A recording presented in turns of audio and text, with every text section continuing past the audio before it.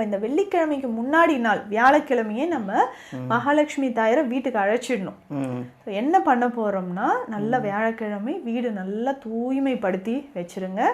பூஜை அறையில இல்ல நம்ம எங்க மகாலட்சுமி தாயாரை வைக்க போறோமோ அந்த இடம் நல்லா தூய்மைப்படுத்திடணும். படுத்திட்டு ஒரு நல்ல மனை இருக்கு இல்லைங்களா, பெரியதாக வச்சுட்டு அதை நல்லா மஞ்சள் வச்சு தொடச்சிட்டு மேலே கோலம் போட்டுட்டு அதுக்கு மேலே ஒரு தட்டில் பச்சரிசி வச்சிடணும். பச்சரிசி வச்சுட்டு அதுக்கு மேலே தான் தாயாரை நம்ம வைக்க போகிறோம், கலசம் வைக்க போகிறோம். ஸோ இந்த கலசம் நல்ல புதிய ஒரு குடம் வாங்கி கலசம் வாங்கி அதை நல்லா தூய்மைப்படுத்திட்டு பொட்டெல்லாம் வச்சுருங்க. நல்லா பன்னீர் போட்டு வாஷ் பண்ணிடணும்.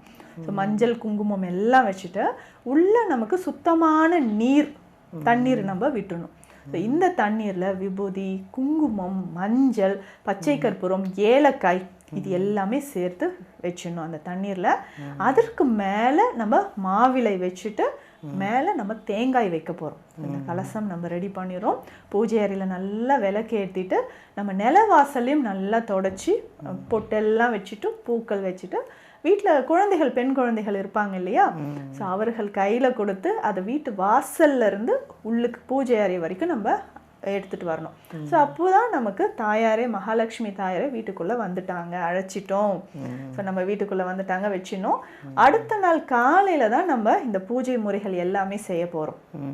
ஸோ இதில் தான் நிறைய பேர் வந்து மகாலட்சுமி தாயாரை அழகாக வந்து அலங்காரம் செய்வாங்க. முகமெல்லாம் வச்சு நல்ல ஆடைகள், பட்டாடைகள் உடுத்தி நீளமாக ஜடையெல்லாம் வைப்பாங்க. நம்ம அம்மாவை நம்ம அழகாக நம்மளுக்கு பிடிச்ச மாதிரி அலங்காரம் செய்து நகைகள் எல்லாமே வீட்டில் இருக்கக்கூடிய அந்த பொன் நகைகளை போடுவாங்க. ஸோ அம்மனுக்கு போட்டு அழகு பார்க்கறதே ஒரு தனி சுகம்தான் இல்லை? ஸோ அந்த சந்தோஷமா இருக்கும். சிரிச்ச முகமா அம்மனை பார்க்கும்பொழுது நம்ம வீட்டிலே வந்து உக்காந்துட்டாங்க, இனிமே என்ன, எல்லாம் பறந்துடுச்சு, துன்பம் எல்லாம் பறந்துடுச்சுன்ற ஒரு தைரியமே நம்ம மனசுல வந்துடும்.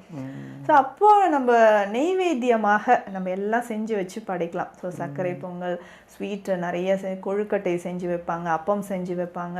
ஸோ நம்மளால முடிஞ்ச இனிப்புகள் எல்லாம் செஞ்சு வச்சுட்டு காலையிலே நம்ம மகாலட்சுமி தாயாருக்கு நம்ம படையல் செஞ்சிடணும்.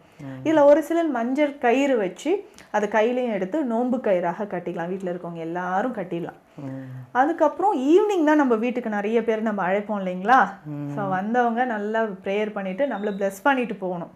ஸோ வரவங்களுக்கும் நம்ம அந்த படையல் செஞ்ச அந்த ஸ்வீட்ஸ் எல்லாம் வச்சு கொடுத்துட்டு, இனிப்புகள், அந்த பலகாரங்கள் எல்லாம் வச்சு கொடுத்துட்டு அவங்களுக்கும் வெற்றிலை பாக்கு, பழம் வச்சு தாம்பூலம் வச்சு கொடுத்துடலாம்.